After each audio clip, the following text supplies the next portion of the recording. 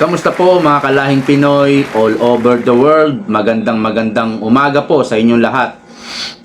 Ako po si June and welcome sa panibagong episode ng ating vlog. Alright, approve ba sa inyo? Confirmed na po. Confirmed na ito. Si VP Sara i-endorse na si Senator Amy Marcos at Camille Villar. Okay ba sa inyo? Ano? Sinabi ko na nung nakaraan, ayaw kong husgahan si Senator Amy. Bagkus nag-observe muna ako, no? Pero marami sa mga DDS ngayon, hinusgahan na si Senator Amy. Mangga yan, Marcos pa rin yan, no? At the end of the day, hindi niya iiwan si Bongbong Marcos kasi kapatid yan, kadugo, Marcos yan. Ganyan yung mga naririnig natin.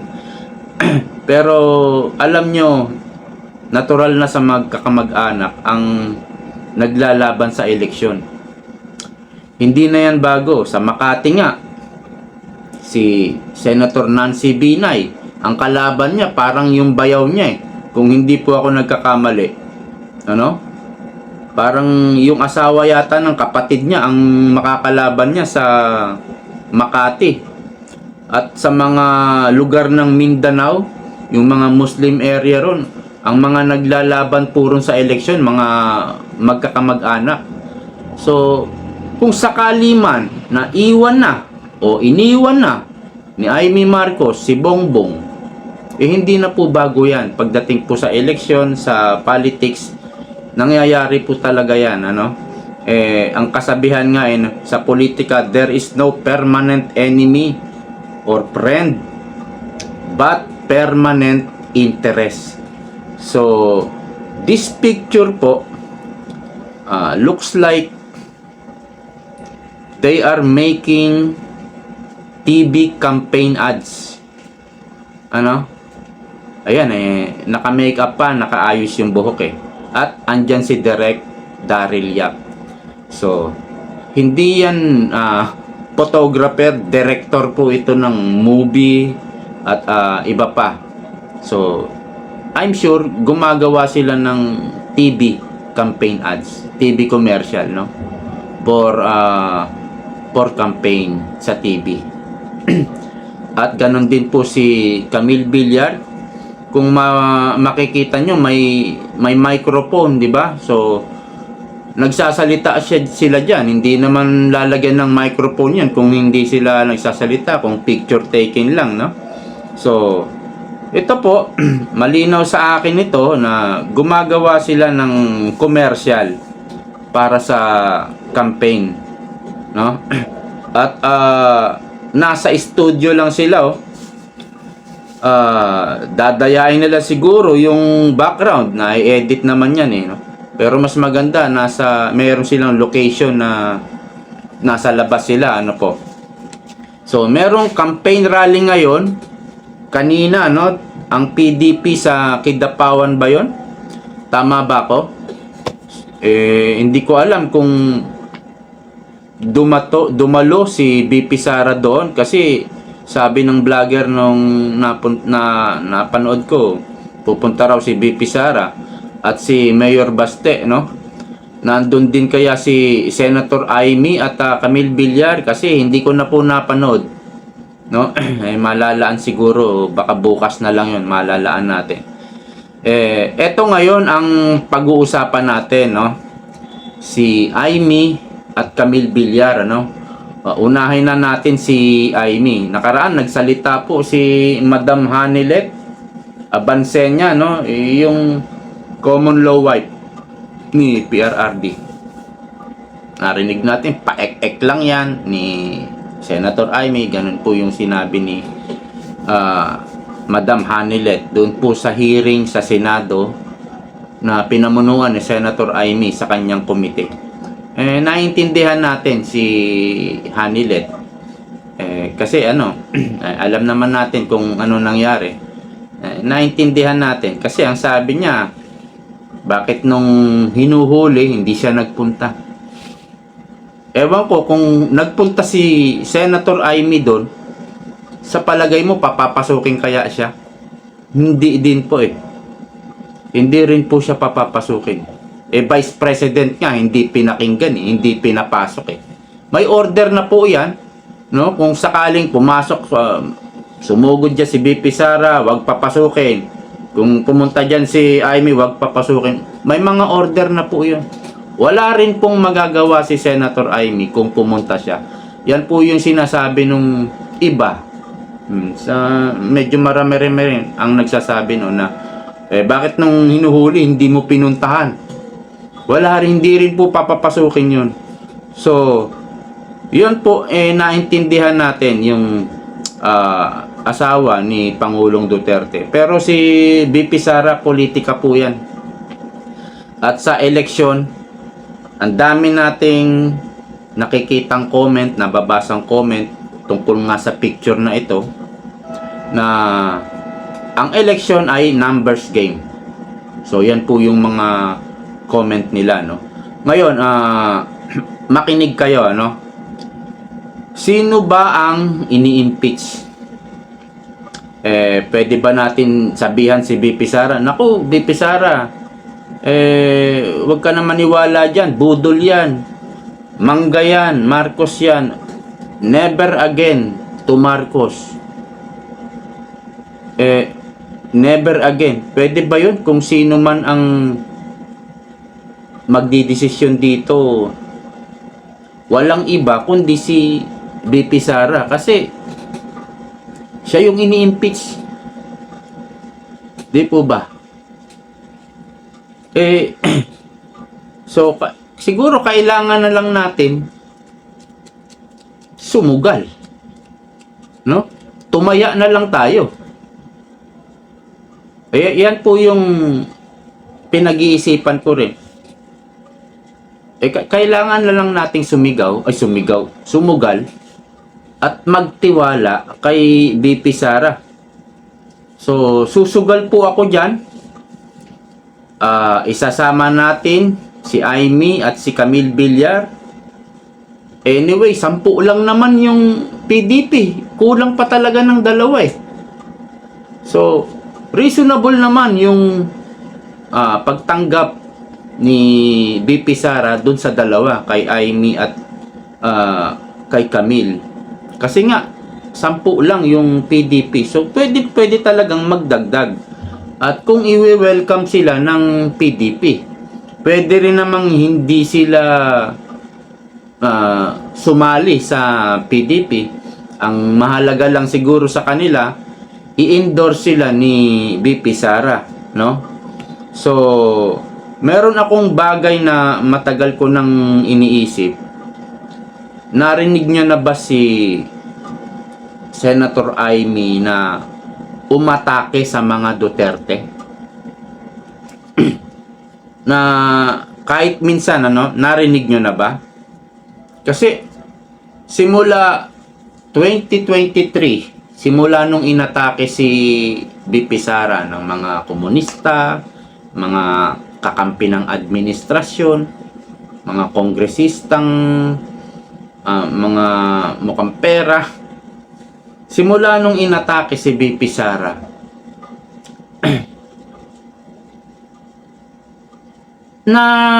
naaalala ko, paminsan-minsan, ipinagtatanggol pa ni Senator Amy si BP Sara eh. Kaya lang, hindi niya mabanatan yung kapatid niya at yung gobyerno ni Bongbong Marcos kasi kapatid niya yun eh. Alright? Pero never kung nakita, napanood si Senator Amy na umatake sa mga Duterte. Kahit isang beses. Hindi ko po nakita. Kahit isang beses. Wala po siyang inataking Duterte. So, we have to trust BP Sara. Siya yung ini-impeach dito eh. So, kailangan niya ng number. At sa Senado, Numbers game talaga yan. Hindi yan talaga titingin sa mga kung ano, mga ebidensya, kung gaano kagaling yung mga depensa, gaano kagaling yung prosecutor. Wala na yan eh. Impluwensya ng mag-aano dyan, magdidikta. Impluwensya ni Bongbong Marcos. At kung may mukhang pera dyan na sampalin mo lang ng pera, yung senador na yan, susunod na yan, meron po yan siguro. Meron po sigurong magpapabayad dyan o may bayad. At marami naman siguro, hindi naman siguro tatanggap para lang sa boto, no? Marami naman siguro. Ewan ko lang, yung ibang ano dyan na baka may problema o kaya alam nyo na pag inoperan baka tanggapin, pero marami dyan hindi naman siguro magpapabayad. So this time kung talagang supporters ka ni BP Sara, magtiwala ka. Katunayan, hindi lang naman si BP Sara ang sumusugal dito, pati si Senator Amy, pati si Camille Villar, no? At pag nakuha, nanalo si Camille Villar, kuha na rin si Mark Villar. Yan po yung sigurong strategy ni BP Sara. Sa impeachment, kailangan po ng siyam na boto, hindi na po mai-impeach si BP Sara. Kailangan naman ng 16 votes para ma-impeach si BP Sara. Or 17 votes. O, nasa ganon po. Kaya importante na makalamang na sa mga senador. So meron na tayong 3. Sigurado na kasi yung Bongo at De La Rosa. Merong Robin Padilla, 3 na po yan. 3. Kung lulusot si Amy at si Camille, 5. Yung mga grupo ni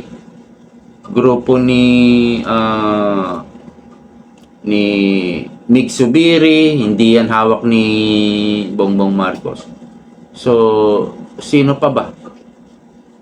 Kaya kailangan po talaga kailangan ng isang kandidato na malakas-lakas. Kasi si Amy sa kasi Camille Villar tumitimbang no, nandun sila sa sa laylayan ng 12 or 9 to 12 hanggang 15, nandun sila Kaya importante rin sa kanila yung endorsement ni BP Sara. So we have to trust BP Sara.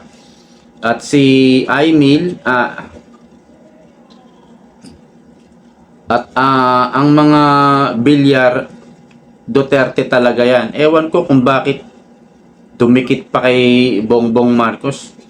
Pero hindi ko rin sila masisi kasi hindi rin natin alam bakit nag-away si BP Sara at hindi natin inaasahan kung bakit nag-away si BP Sara at si Bongbong. Iba talaga utak pag pag durugista. 'Di ba? Inasahan ba natin 'yan? Hindi. Bigla nagkaganon Wala. Budol nga Nabudol nga tayo Pero isa si Bongbong Marcos na napakagaling mambudol.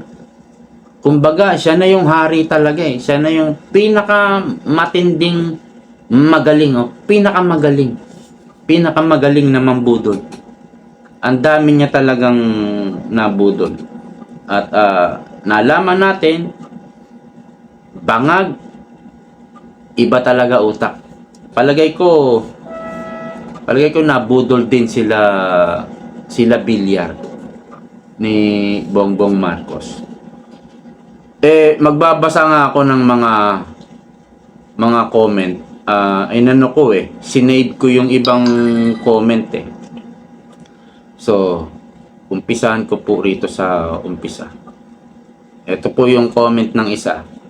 'Di ba sabi ni Inday Sara, hindi na siya mag-aangat ng kamay ngayong eleksyon Ano naman to? Umayos ka, Sara.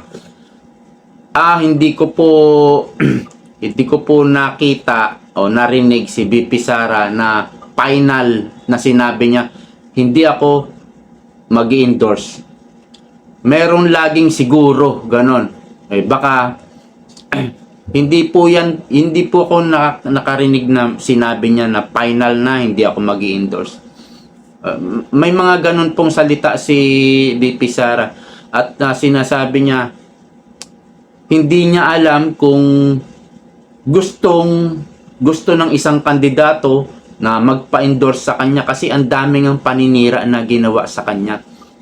Halos masira talaga yung pangalan niya, kaya lang andun pa rin siya sa taas. Mas umangat pa siya sa mga approval, sa mga performance rating kaysa kay Marcos. Di po ba? So, nakita rin ito ni Amy, ni Camille, ng mga Bilyar, na si Bongbong bagsak yung rating. Magtataka ka dito sa survey, yung mga kandidato ni Bongbong pasok sa top 12. Kaya parang imposible. Imposible po yung mga ng survey. So, hindi ko po nakita na sinabi ni BP Sara na sigurado siya. Sinabi niya na nagsalita siya ng tapos. Hindi po. Sinasabi niya siguro baka hindi ako mag-endorse. Kasi baka ayaw naman nila sa akin. No? Yun yung mga sinasabi ni BP Sara. Dito naman sa isang nag-comment, she can endorse naman who she likes. Tama. Sila lang nakakaalam nun. Tama. Kasi nga, mga politician yan. Basta napagkasunduan naman yung PDP laban, black voting plus 2. Yun, gusto nyo. Huwag naman yung magtatanggal ng isa sa mga Duterte para isingit sina Amy and yung dalawang choice nyo. Alright. Ito yung isang comment. I think strategy talaga to and this is the most feasible in the playbook. With Camille, BPSD will gain support from Mark and Cynthia Villar. O tama, di ba? Kaya lang si Cynthia Villar hindi na po tatakbo. Tapos na po yung kanyang termino. Si Cynthia hindi na. Kahit hindi pumasok si Camille, cemented na ang support with Amy. BSISD is assured of a vote versus impeachment na hindi pwede magalaw ng admin. Of course, Duterte pa rin, pero consolidated all your key forces. Ito naman yung isang comment. Camille and Amy are strategic votes for Sara. Thinking that these two are Duterte leaning talaga deep inside them. Higher chance of winnability. Malapit sa cut-off ng ranking, may pera, may hatak sa ground zero, may hatak sa online. This is a strategic move for Sara. At ito naman isang comment, real talk talaga yan. Real talk talaga yan. Si Bato at Bongo lang talaga ang posibleng mananalo sa Duterte. Si Aimee Marcos pwede nyo pa ma-recruit. Yan, na papabor na hindi ma-impeach si Sara Duterte kasi neutral yan. Okay. So, tumpak po. Marami sa mga supporters ni BP Sara ngayon, kinokontra si BP Sara mismo. Sinasabi wala daw kadala-dala si BP Sara. Hindi naman sila ang nahaharap sa impeachment. Correct. No. Kundi si BP Sara. Kung tunay tayong supporters ni BP Sara, manalig po tayo. Oo. Maniwala tayo sa mga desisyon niya dahil siya po unang maaapektuhan. Tama. 'Di ba? Kung ano man mangyari, siya talaga ang maaapektuhan dito ng mga desisyon niya. Numbers po makakapagligtas kay BP Sara sa impeachment. It's a number game. Yan nga. For sure, may something behind all this. Let's wait and see. It's a yes for Camille and Amy. Just my choice. Alright. Ito pa pala. I agree. I think BP Inday knows how to play the game. Let's just support and trust her decisions. Right. So, hintayin natin kung kailan yung final na pag-i-endorso ni VP Sara kay Camille at kay Senator Amy. Okay, hanggang dito na lang po. Maraming salamat sa panonood. See you po next time. Bye-bye.